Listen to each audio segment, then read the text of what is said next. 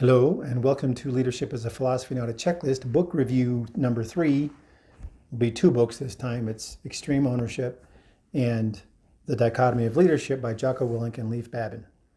Now, we obviously did the video discussion about Jocko.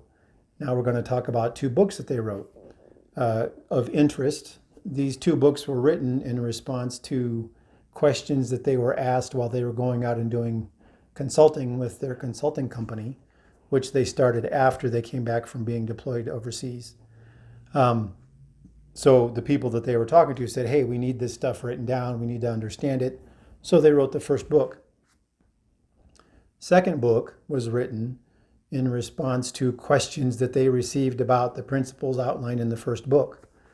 And so what to me is fascinating is I think that these guys are on a similar journey to what we have all been on, in that they haven't stepped back. Instead of just answering the question, they are trying to, or they haven't taken a step back to try to figure out what makes leadership actually tick. Because all of their principles are great. All of their concepts are great. All of their leadership advice is really solid. It's all great. But I don't know that they've stepped back to do the analysis of what makes it effective. So that's what we're going to try to do in the review. Clearly very impressed that these guys started a company, have 2 books that they've written, and they're some of the best books about leadership that I've read, because they actually have principles and concepts that are actually leadership based. It's not, oh, hey, go give another process. Oh, hey, go implement another checklist. Oh, hey, go do this. Their concepts are true. And so we're just going to go through and do an analysis and find out why they're true and see if perhaps we can give them some inspiration to do a little bit more thinking. All right, so enough about that. And next we will go right to the PowerPoint. Thanks for your time.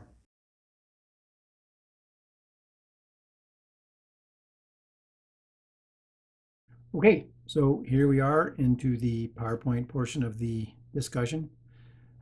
So what I want to make sure that we understand is that I think that these guys are right and in a whole bunch of stuff. So it's not right but, it's right and.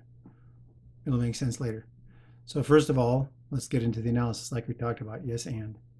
So like we said, the first book was written to codify the concepts that they were discussing while they were going around and coaching different organizations.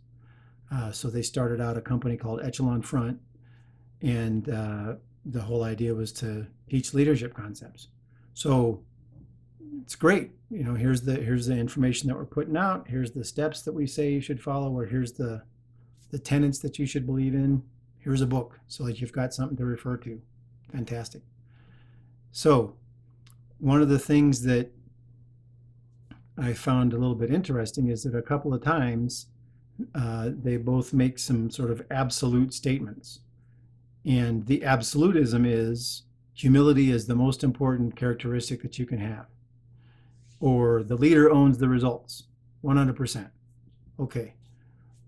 Yes, and. So humility is the most important. Well, how do you know how much humility is required?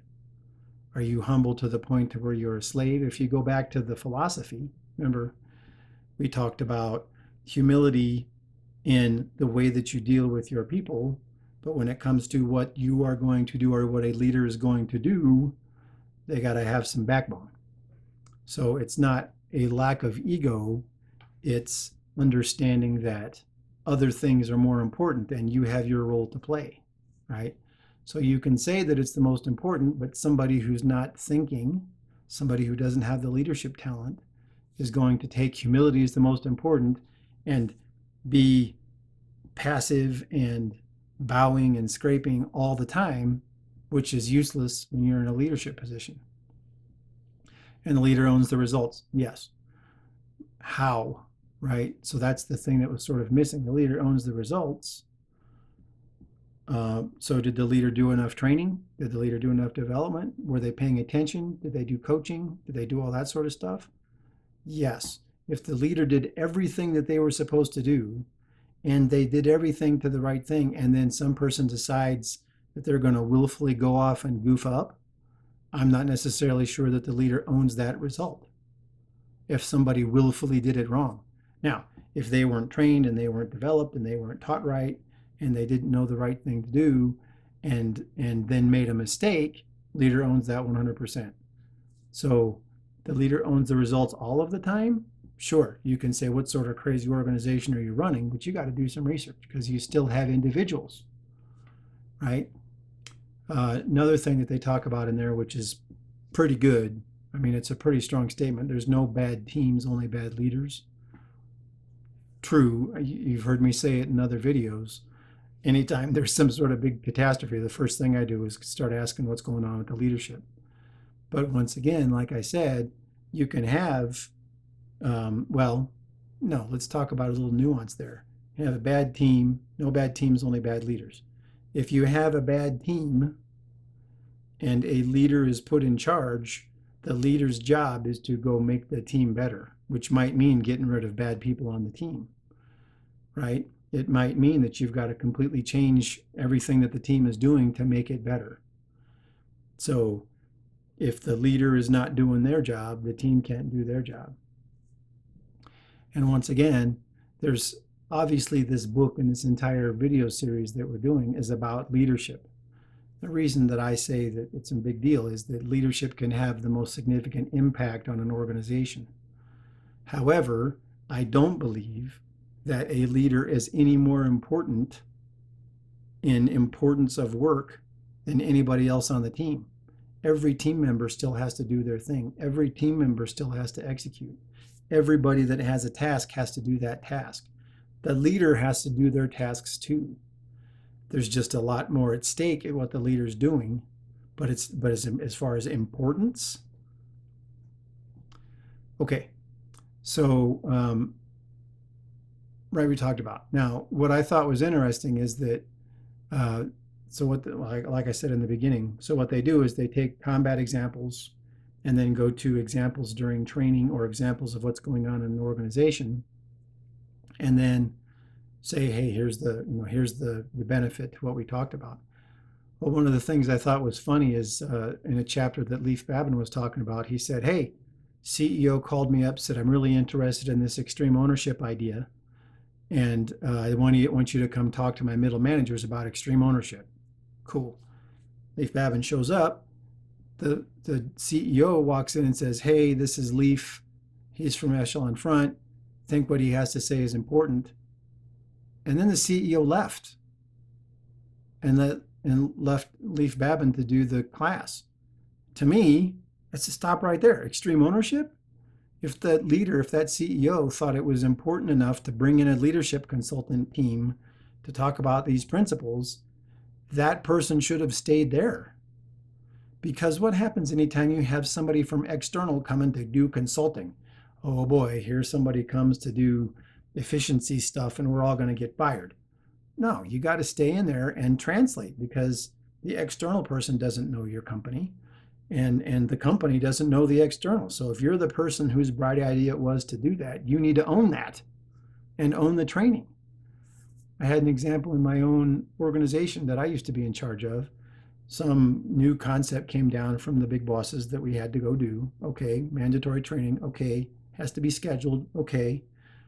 It was at a level that was below me in the hierarchy or in the structure.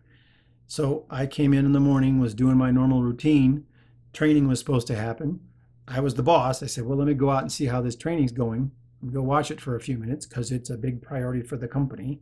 I need to check and make sure, even though we rehearsed and we practiced, I'm going to go put a little eyeball on it.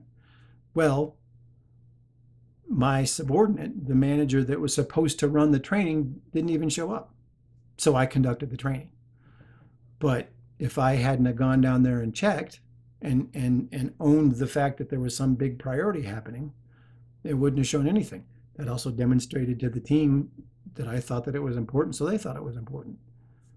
So it's sort of funny that a lot of these examples were talked about it, hey, here's the way these people are learning this thing.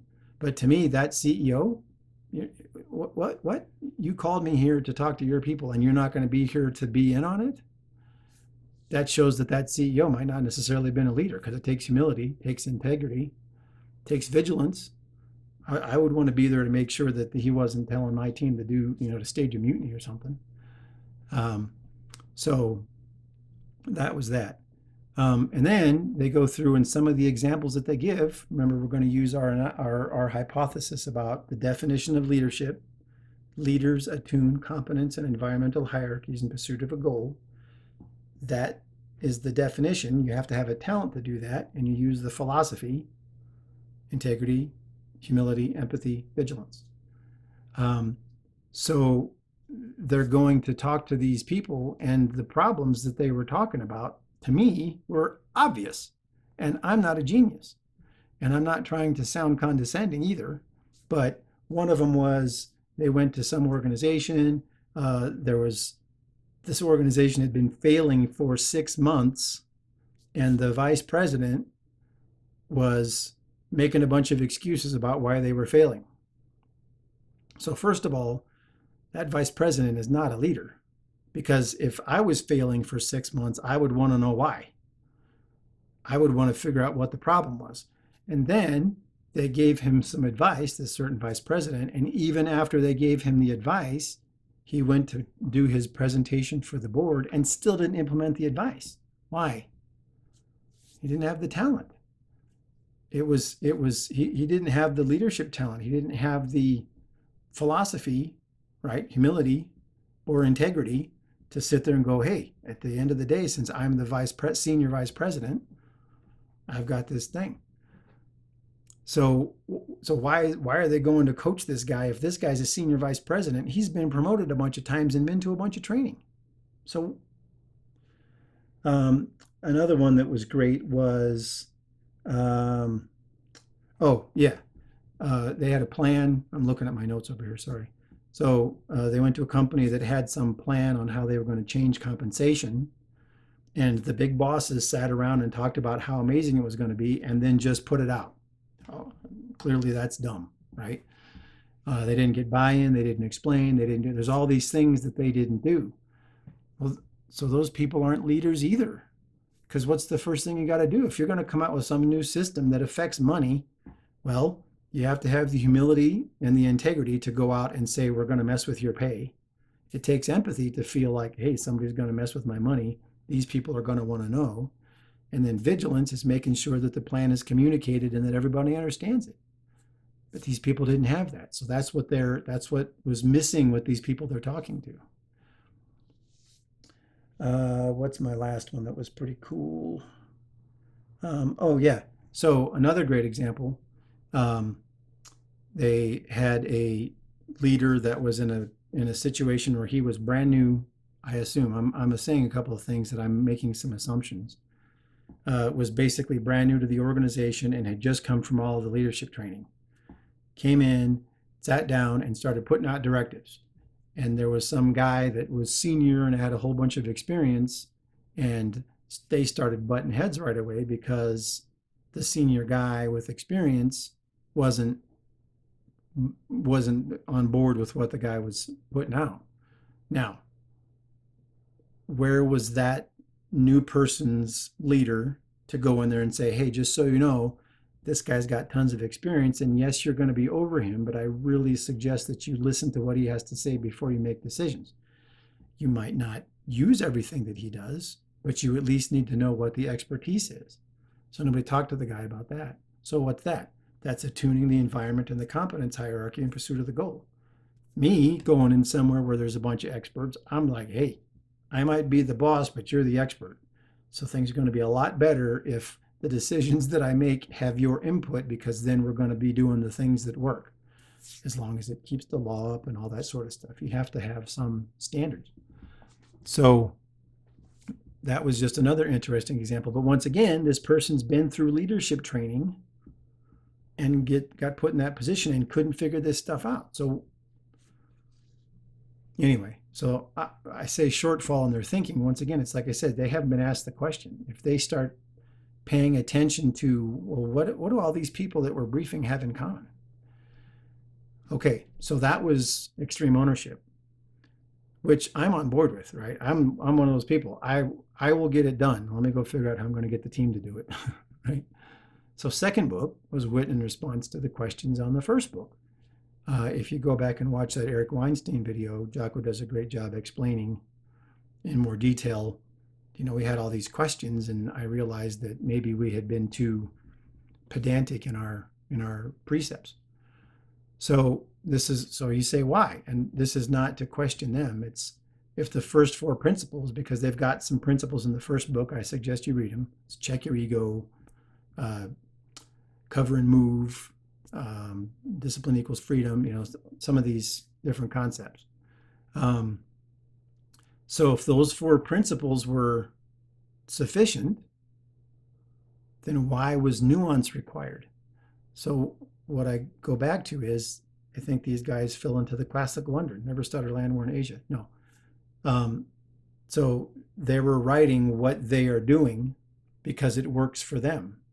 They didn't step back and go, well, what is the reason that this works, right? So if you give somebody that doesn't have the leadership talent a checklist, this is why I call the thing leadership's a philosophy, not a checklist, they're going to go implement the checklist. But the problem is the checklist doesn't have any variance. It doesn't have yes and on it. It says, yes, you have to be simple.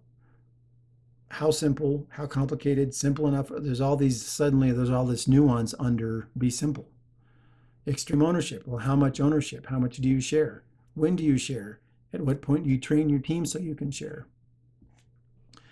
And so the fact that they figured this out, that they didn't have enough stuff, or that they hadn't done enough explaining, is fascinating, because these guys are natural leaders and they're trying to describe it.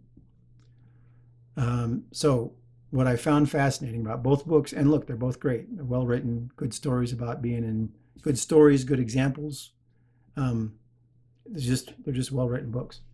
But the fascinating point is, at the end of the first book, Jocko writes an afterword, and basically it says there's dichotomies in leadership.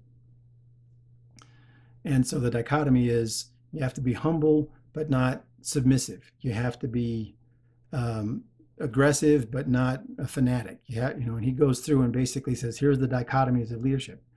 He says that at the end. So it's almost like wrote the whole book, got to the end of the book and said, man, there's more to this. So then they started thinking and got some more stuff. And this is where I come back to, well, what's gonna describe that? At the end of the second book, he goes through talking about just what we said. You got to be aggressive, but not a crazy person. You got to own it, but you still have to delegate. Decentralized command is one of the principles. And so he talks about these four dichotomies. Well, we've gone from four steps to now 8. And then at the very end, again, in this afterword, and it might be a page long. I listened to it on an audiobook. It might only be a page and a half long. He says there are infinite dichotomies in leadership. Well, what's that sound like, right? And I just read this book, so it says there's infinite dichotomies. So it's like at the end of the book, got done saying here's 8 things, but now they're infinite.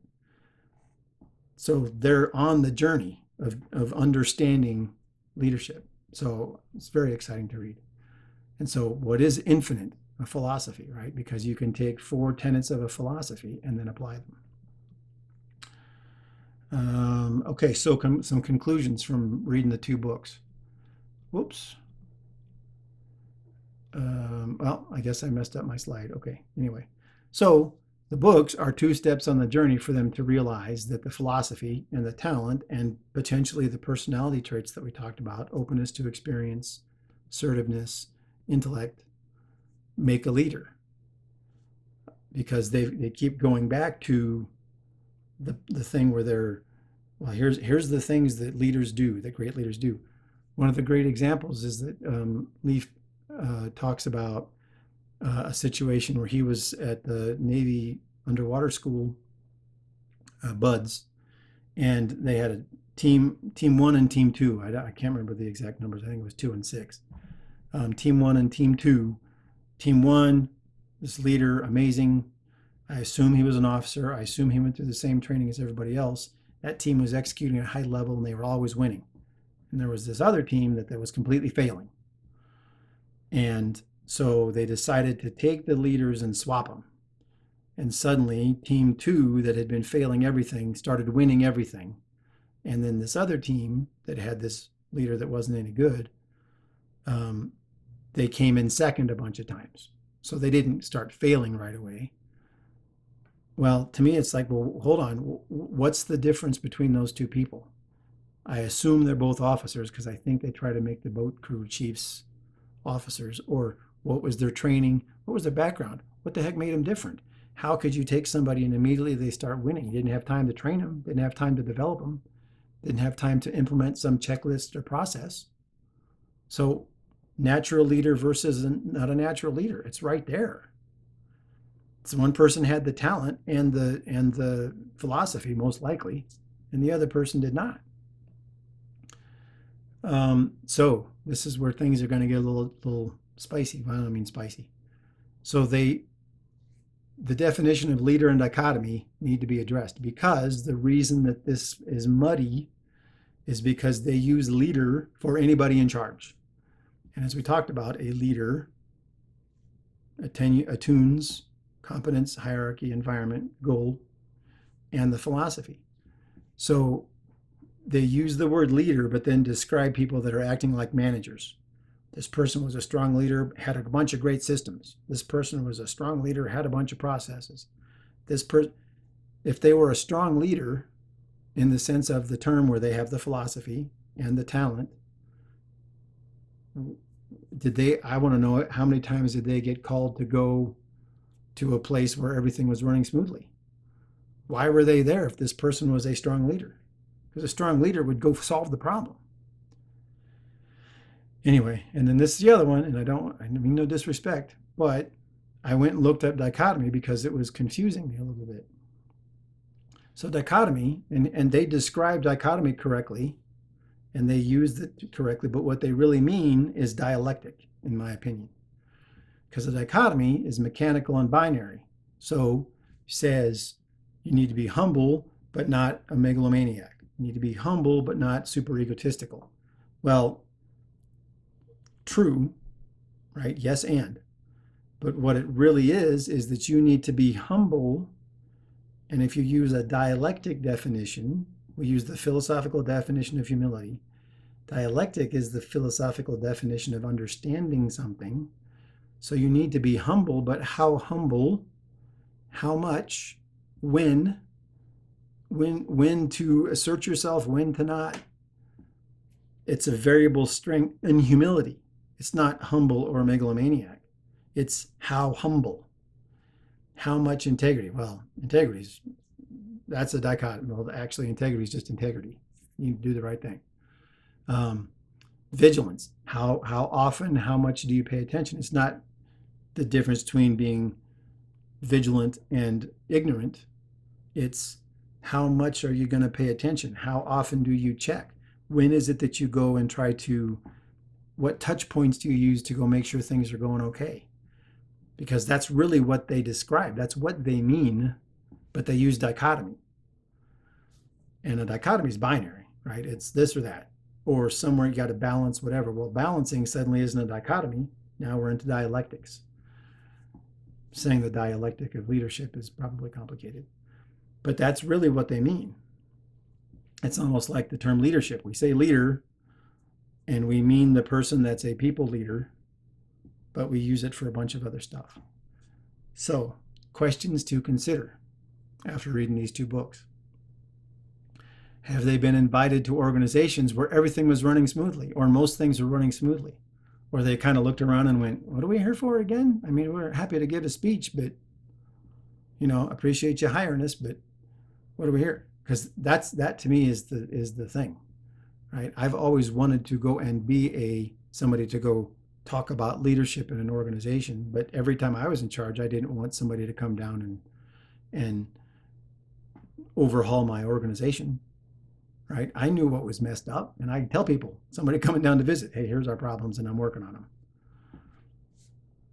them. So what is the real effectiveness of formalized leadership training? Okay, so Leif Babin graduated from the United States Naval Academy, and he talks about several times that he got taught leadership lessons by Jocko. All these other people that they're talking to that are senior vice presidents and CEOs, what was their leadership training? What was their training on how to handle people? I keep doing air quotes because it gets complicated, because I said it in one of the videos in the hypothesis. There's all sorts of leadership, guaranteed results leadership coaching out there. So if Leif Babin went to the premier naval leadership school, how the heck is he still learning stuff from Jocko? Maybe he wasn't taught the right things. Maybe they were not teaching leadership at the Naval Academy or at West Point or all of these places. It's going to get me in trouble, but I want to know. And then what's common amongst these natural leaders? Because a couple of times they talk about, I had this boss that just inspired me. I had this boss that did this. Had this person that came. They went through the same exact leadership training, went through the same mill that all of these other people did, but somehow they had it different. So is it the training that did that to them, or is it something personal? That's what you got to think. So in my estimation, based off of this book, I really think that the next book that they write is going to be, there's even more. Infinite dichotomies or infinite dialectics means there's a philosophy. And the philosophy is humility. You have to have humility, but you also have to have a backbone, right? I try to describe it to somebody. It says, I'm going to be humble when it comes to the team doing something. Team gets the credit. Somebody pokes me in the chest and says, you're weak. Then my back goes up. I'm not so humble anymore. But when you're in charge of a group of people, you don't have all the answers, right?